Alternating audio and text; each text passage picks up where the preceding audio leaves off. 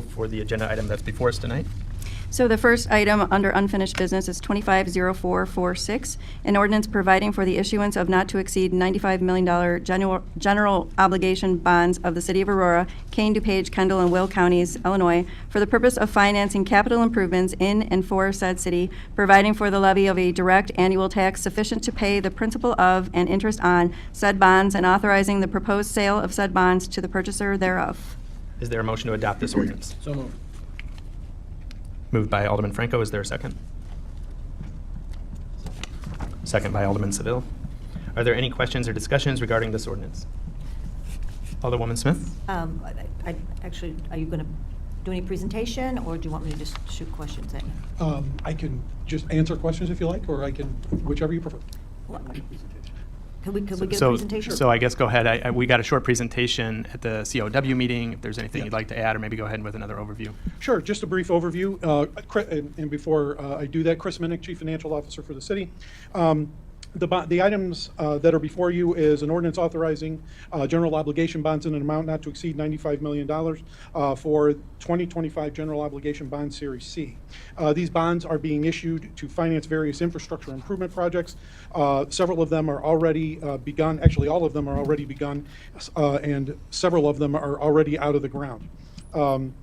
They include fire station construction, fire headquarters, EMA and emergency operations facility, RiverEdge Park expansion, improvements to a roadway at the location of Farnsworth and Belter, and last disbursements on the public works facility. These bonds do pledge the city's full faith and credit taxing power. We would be pledging property tax revenues for repayment. We do anticipate that the impact of the bonds would be about $9.25 monthly for a $300,000 house. The debt service is to be paid from the property tax levy, and the ordinance so authorizes. However, should the revenue stream allow on an annual basis, we would have the ability to decide to abate or remove the property tax levy from the tax bills of our residents on an annual basis. The council makes this decision each and every year in December, whether to abate that levy based on the resources that are available in that particular year to pay debt service. And you can make each year's decision independently, independently based on the availability of resources to make payment in that year. The total of the bonds will not exceed $95 million. We are anticipating that the sale would be in the amount of $90 million as we had discussed. And please remember that this is the second and final tranche of funding. Should the bonds not be issued, these particular projects would halt until we had the funding available to be able to complete them. We do have a little bit of money remaining in that first tranche of funding, and we would be able to carry on for a little bit, but we would not be able to complete the projects as they are scheduled. And that was a plan that was discussed during the budget discussions last December. Current timeline calls for the bond sale and closing to occur in June, with the bond closing in mid-July. So with that, I'd be happy to answer any additional questions that the council may have. Thank you. I'm going to go with Alderwoman Smith. Did you have a question? Sure, I do. Well, first of all, Chris, thank you for the time that you gave me yesterday. And I think several of my colleagues, I spent about 3-4 hours yesterday just talking to various people about this, because I wanted to have a thorough understanding of, is this the only way we can do it? Is there another way? You know, we live in the state of Illinois. Whenever anybody hears property tax increase, you start going into a mad panic. I also think it's really important to point out to the public that this is an item that is partially being affected by our census. If we had our correct number in our census, this $9, according to Mr. Minnick, would probably be half of that. Yeah. So we're going to continue to see. Go ahead. Yeah, we because of the undercount in the population, there is a revenue loss of about $3.6 to $3.7 million annually in the general fund. That equates to about half of the debt service anticipated for this particular bond. So that's one of the practical impacts. Those resources are not available for any use for the city to be able to utilize those. So that's one of the practical impacts of the undercount of the census. And I hope as we go forward, our public understands how important these censuses are in many different ways. And this is the first big hit that we're getting because of them. So in going through this, you gave me some really good reality checks, not voting in favor of this, which is where I was kind of wavering. is really putting a halt to, number one, the third fire station that I fought so hard to get in, and that would take away safety protection to a chunk of our city. It would put RiverEdge to a complete stop, which is a revenue base for our city, and as it is completed, is going to be even a higher revenue base. And also, I want to make it clear today, because I know where this will go when it leaves this room, that we are not deciding on a tax increase today. That will come in December, when we, as you just pointed out, we'll get the levy as low as possible, and that each year we'll be able to revisit this. And if there is any way, there's nobody up here that wants a tax increase, a property tax increase. We have to pay the same property tax increase everybody else does. But public safety is one of our most important parts of our job, and this is covering a tremendous amount of public safety. So after all the homework and everything that I did, yesterday morning when I woke up, I was still not voting in favor of it. Through conversation with all of my colleagues, I will be supporting this today. And again, I appreciate the reality checks of where we are, and we'll stay on top of this, and we'll be as responsible as we can in December when we have to make those major decisions. So thank you. Thank you. Alderman Franco. Yeah, question. First, I have two questions. If we were to Turn suspend your these mic on. projects Yeah, I'm sorry. if we were to suspend these projects for a couple of years, would it be fair to say that it's going to cost more? It will definitely cost more. We are under contract with, I believe, all of the projects, and we would be responsible to pay for all the work that has been done to date. And although I have not looked at each individual contract, there would be damages that would typically apply in those kinds of cases Okay. for materials and Right. items and that would be procured by the vendors. Would there be legal ramifications against the city if we didn't finish these contracts on time or didn't uphold our end of what we agreed to? I believe there would, yes, but that's probably more appropriate to legal. Right. With any of the contracts, if we're not able to perform as we agreed to, there would be damages that we would be responsible for addressing. The specific damages and the specific penalties would vary contract from contract, but if you have a vendor that's expended funds based on something that the city council approved and then we're now canceling it, they would be entitled to their payment for those expenses. So I guess, encapsulating all that, it would be fair to say then too, even though it potentially will be a tax increase, it's fair to say that this will be less expensive to approving it now than violating contracts and waiting a couple years and spending more money for supply chain issues and stuff like that. Would be a fair assessment? I believe it would, yes. Thank you, that's all I have. Mayor, Alderman Masiacos. I just want to make a few comments. You tell me if I'm way off, Mr. Minnick. But first of all, as far as construction is concerned, prices always go up. Cost of living always goes up. We have no control over it. That's why EAVs go up as well on our tax bill to help alleviate some of those challenges that a municipality might find. So let's get that straight. Two, something was brought up in regards to a concern for December tax increase, and quote, keep levy as low as possible. 2.5 years ago, the city council, few of them are not here today, raised property taxes 2.25% overall. And that was to help cover the $3.6 million that the city lost.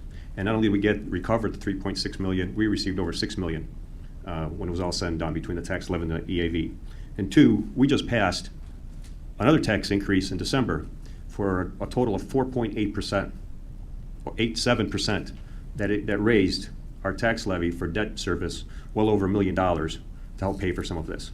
Correct? Correct, Okay. but the majority All of right. that So the property previous tax city increase council went has for already public approved, safety pensions. has already approved to cover for these things. Not for the projects that are in front of you this evening. Okay, so that, the 1 point, it's over $1 million. I just know, I was just looking at it. It was 1.75 million. 1.7 million in increase in debt service. That's why we raise taxes, right? They'll take care of the previous debt service.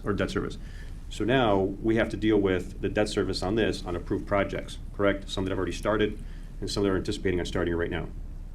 Correct. All right, okay. I just want to make sure we have some things clarified and straightened out when we talk about taxes, because I think it's important that we understand where we came from in order to understand where we're going as well. So we've already approved these projects, not me personally, but especially with Station 4. But the reality is, we're getting Station 4 that's not a total complete design, first and foremost. There's still outstanding things that need to be designed and bid out. They're not going to be competitively bid. One of the reasons why we also have a $5 million contingency added to this debt service allocation before us. Not 90, but making it 95. So I just want to make sure that we understand that.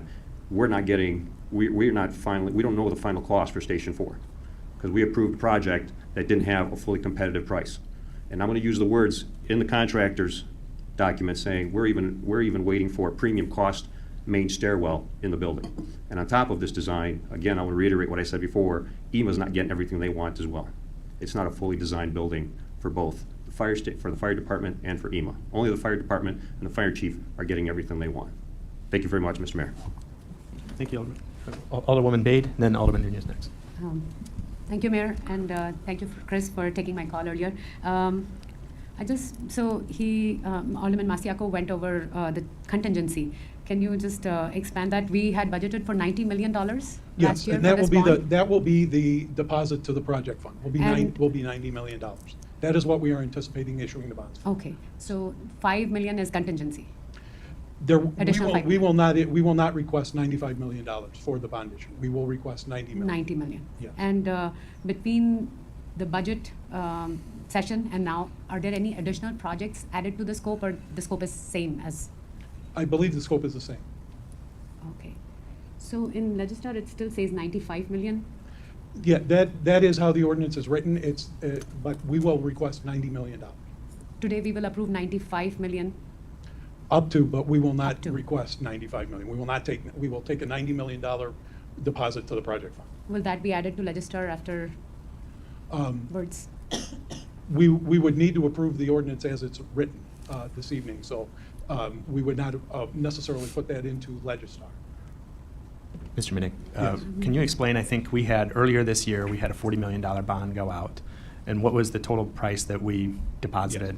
35.6, Okay, So you're anticipating similar numbers on Yes. this coming back? yes. thank you. Thank you. Alderman Nunez? So I'm not opposed to the projects, but I just have a question regarding our existing bonds. I'm Existing sorry? bonds that we have. Oh, okay. Yeah. I know last week you touched on some that are maturing this year. With those that are not, is there an option to maybe extend those to lower what our payments are on other remaining bonds? Or is that something we've explored? We could take a look at each individual bond series has what's known as a call date, which typically bonds are written such that, let me back up a second. A bond is not like a revolving loan. You can't just pay ahead on it. But typically, there's a methodology that allows you to redeem them early called a call provision. Typically, those go out about 10 years. And they're written such that at a point in time after a date certain, you have the right, the city would have the right to do what's known as call a bond and bring it in and have it mature. So there are refundings that do occur within the marketplace. Typically what happens is it's like a refinancing for a mortgage.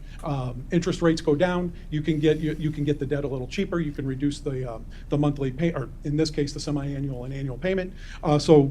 So you go ahead and refund those bonds. In this particular case, we would have to call them. If we wanted to extend the term, we would probably issue what's known as a refunding bond, and then we would be able to extend the term and lower the annual payment if that was the goal. Does that answer the question? It does. Okay. It does. Now, tying it And back- again, that's going to be dependent on market conditions as Of course. well. So if we were to move forward with refunding some bonds, would that help lower what this estimated $109 or $108 and change increase the tax? On this particular bond, no, but it would lower, or it could potentially lower the property tax levy overall that we request for debt service. Keep in mind, the city already abates about $11 to $12 million on an annual basis, meaning that we make $11 or $12 million in debt service payments that do not go on the property tax bills of our residents. So we do have a healthy history of using the abatement process when those resources are available to allow us to alleviate that tax levy. Thank you. Yes. Alderman Banuelos? So are you saying that this bond could not be paid off early? No, this particular one has a 10-year call provision, so so we would be able to pay it off early. The only thing is these bonds are invested in by typically institutional investors, and they do build those types of call provisions into the bond. But there are mechanisms that we would be available to do what's known as an advance refunding, where we can put money into an escrow. Typically, now, those are not quite as economically feasible as they used to be. They used to be done on a tax-exempt basis. Now the deals are taxable. So the interest rates, typically you don't see them getting cheaper over time due to the difference between the tax-exempt rate and the taxable rate. And Mr. Minnick, we did talk about, I don't want to put you on the spots about, because I don't remember the call dates, but if interest rates do go down, that will be part of our plan on not this bond, but previous bonds that Correct. do have call dates coming up, that we would Correct. want to refinance those at a lower interest rate should the opportunity present itself. Correct. Yeah, we're always taking a look at market conditions and seeing whether or not there are opportunities to be able to refund a bond for savings. May I ask another question? Alderwoman Smith? Yes. So, Mr. Minnick, I need some clarification because I know I've asked more than once if there is any other way than the way that was presented to us in the ordinance. And it appears the conversation that you just had with the Fourth Ward Alderman, there is a possible other way that we could do it because he asked if there was another avenue of not going in the direction that this ordinance is written. I just need some clarification on the conversation that you just had about extending current bonds and what that would look like versus new bonds that we're talking about today. Yeah, we'd have to take a look at a financing plan to see if that was feasible. We'd have to take a look at our bond portfolio, but to refinance the bonds, we could take a look at that as part of this between now and the end of the year and decide whether or not there's a possibility that we could do that, but that would impact the bonds that we have outstanding now, not the bond issue that's in front of you this evening. Okay, so the question that you answered for Jonathan is different than what we're talking about with the $90 million. Correct. It involves taking a look at whether the conditions are economically feasible and that the market conditions would generate savings on a refunding transaction for the bonds that we have outstanding now. Okay, So- thank you for that clarification. I appreciate it. Alderman Bugg, you had a question? I do, thank you. First, let me say on the record, I hate virtual meetings. I had that discussion with Alderwoman Smith a few weeks ago. So I wish I could be there with you. I'm not 100%, so I'm going to go through this slowly. Mr. Minnick, you made a statement that in your opening that the projects are ongoing. And I need a clarification because I have not been out by the police department and where our proposed fire station will go. Is that project ongoing? I'm not sure if they're out of the ground yet, Alderman, but I do know that it was their intent to begin, once they had approval, to begin ordering the materials and starting to take into account the long lead time items and the construction supply chain that they would need to do, as any contractor would do when they look to ramp up for a project. So they may or may not, I have not been out to the police station to know whether or not they're out of the ground yet or whether they're moving dirt or exactly what they're doing. But there would be work that would have been done as part of that. We have signed the contract with them, so I consider that, obligated at this point. Okay. Obligated, but not begun. So I appreciate Alderwoman Smith. She brought up the census, which is very important. And the numbers and the revenue that we are losing from that causes me to be more cautious and not to push forward without taking a good long look at things. Now, we have a number of projects that are, the horse is already out of the gate. So we're building, we're moving. RiverEdge Park looks like a bomb went off, but those are ongoing projects. And this council, or actually I should say the former council, moved on the fire department headquarters. We had the opportunity to hold that, to take a look at it, to take a look at cost savings, to take a look at getting additional grants. And after having a long talk with Alderman Masiacos, who is an architect, and I am not, the questions that he had about that project, it caused me to take pause. Now, do we need a new headquarters? The answer is yes. Those lead times, we need to be responsive to our residents as far as fire safety. However, at the same time, we cannot be fiscally irresponsible. So I would say at this time, and if we were able to move on the ongoing projects and leave the other, and Alderman Franco said that we would hold this for, I think he said 2 to 3 years. Well, I never heard that. I don't think the review that we were looking for a few weeks ago was anywhere near 2 or 3 years. As a matter of fact, it was months. However, someone wanted to push things quickly to get a feather in his cap, and this got approved, I believe, without taking a full look, a full review of our cost savings. So because this bond issue is in full and whole, and I have to answer, as each one of the aldermen has to answer to their residents. So I'll go to my next door neighbor and he'll ask me, why am I paying an additional $110 a year? I would want to say that I turned every stone to find savings before I voted for that. That I didn't push through something quickly. That I didn't forego looking at grants to save the city money. So because this bond issue, as I said, is in full, I will be voting no, and I will work with the administration and the other aldermen to move forward in a different manner, a different bond issue, perhaps smaller, perhaps looking at these grants for the fire department. And like I said, we're aldermen, we're elected, so we have to answer to the residents. And that's what my answer to them will be. Alderman Franco? I want to make a clarification for Alderman Bugg said.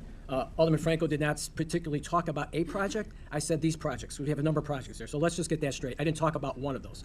And when you portray it as fiscally irresponsible, I don't know that's correct either. That's your opinion. I think it'd be irresponsible for us to suspend this, have legal arguments against us, and pay more down the line because we know it's going to cost more down the line. So that's my opinion, is it would be fiscally irresponsible to suspend stuff that we know are going to work for us, that we figure we need. We wouldn't ever tax our taxpayers for things we don't need. We're talking public safety. So I just want to clarify that. That's an opinion on one thing and a misrepresentation on another. So I said projects.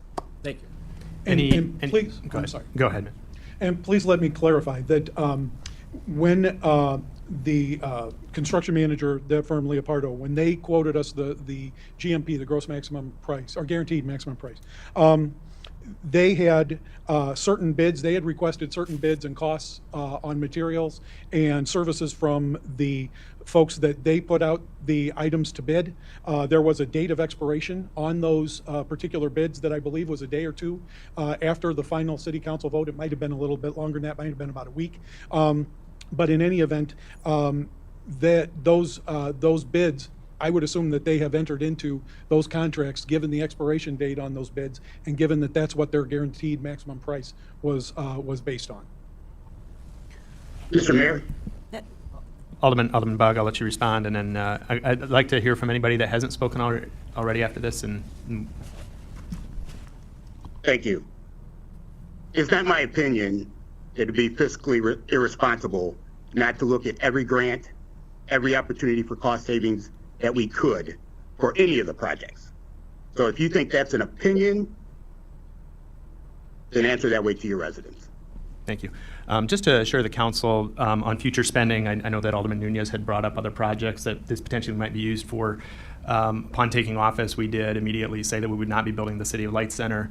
I've been working with Public Works Department to pare down, pause, or significantly reduce some of the other projects that were on hold. There's still some, like Broadway. I think everybody up here agrees that Broadway, something needs to be done. It's a state project to repave it, but all of the bricks that are falling apart present a real trip and fall hazard that the city would be liable for. So we're going to have to work, and we're doing the best that we can to cut back. We're working for, to cut back and restructure in some of our staffing positions that aren't getting rehired. So we are working on a number of fronts. It's not just paying for the bills that are before us tonight, but I also didn't vote for a lot of the items here, but if it goes to a tie, I understand that the city does have to make that decision. So any other questions from aldermen who haven't spoken? I'll wait. Thank you. Mayor Lash. Alderman Barrero. Yes, I wanted to make a few comments. One is that these projects were all approved by us, and many of us attended the groundbreaking ceremonies for those, and you can drive around town and see them under construction. And the reason we did it was for public safety, to enhance public safety, to keep our residents safe, make them safer, also to address traffic issues, and also for economic development purposes.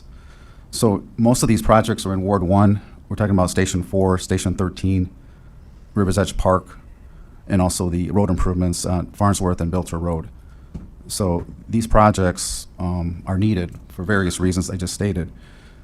What we need to discuss, in my opinion, is we need to discuss the use of the new growth and gaming tax receipts and how we would use those funds.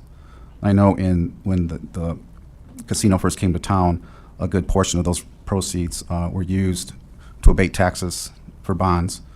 We need to have that discussion to make sure that we have our priorities straight and not look at this as just newfound money, but to use it in a way that is doing something for the greater good, such as these projects. Many of the bonds that we have, you can look in the city's budget documents and financial reports, and you can see that many of them are abated from different sources of revenues, which we can look at every year. And we can discuss that at a greater length during the budget process. So I expect that we're going to have some really deep discussions during our next budget process. I'm looking forward to that. So with that said, with these projects currently under construction, there's no turning back. And so, I hear the need or the desire to try to get grants. It's hard to get grants when the projects are already in motion, unfortunately. So I will be voting yes because we cannot go backwards with these. Alderman Larson. Thank you. I had a quick question about the funding for these projects that are currently happening. Just looking at the bill list for today, I see some payments to Corrigan Clark and R.C. Wegman for two of these projects, RiverEdge Park and the fire station. They're coming out of, it looks like the first 2025 GO bond fund. Yes. If the council were to delay this or vote no, I don't know if that's going to happen, but if that were to happen, how long would we have before we run out of money to pay these and the legal consequences come up? Yeah. I'm going to have to hedge it a little bit because I'm not sure exactly how they're I'm not out there day to day to see how much progress they're making, but it would not be long. I would anticipate that no later than the end of July we would be out of money again. It would depend on how fast they're going, what kind of work they're doing as well. Quite frankly, but it would not take long at all. Plus, I don't know that we would continue work. I think what we would more likely do is probably pretty rapidly suspend work on the projects and conserve any money that may be left for any damages or any work that we might need to pay for that's already been completed. So I don't know that we'd keep pushing forward tremendously. I think it would be a situation where we'd likely try to close them down pretty quickly, quite honestly. Okay, thank you. Yeah, I mean, I think it's kind of unfortunate. We need to support our fire department, and I don't think all these projects are bad. I think it's unfortunate that they're all happening at the same time, and we need to take out this money. But this has already been approved, and it seems like the consequences of not making these payments would be more irresponsible. So, yeah, I think that's where we are. Mayor, just one final comment. Alderwoman Smith. Yeah, so my colleague in Ward 9 talking a tremendous amount about responsibility. Well, responsibility, first and foremost, is to our ward, but then responsibility is for the entire city. So when you sit in a ward that has a fire station that handles your ward and takes care of your ward, as those of us that do, yeah, I can understand why you could say to your neighbor, I've got to be responsible with your money.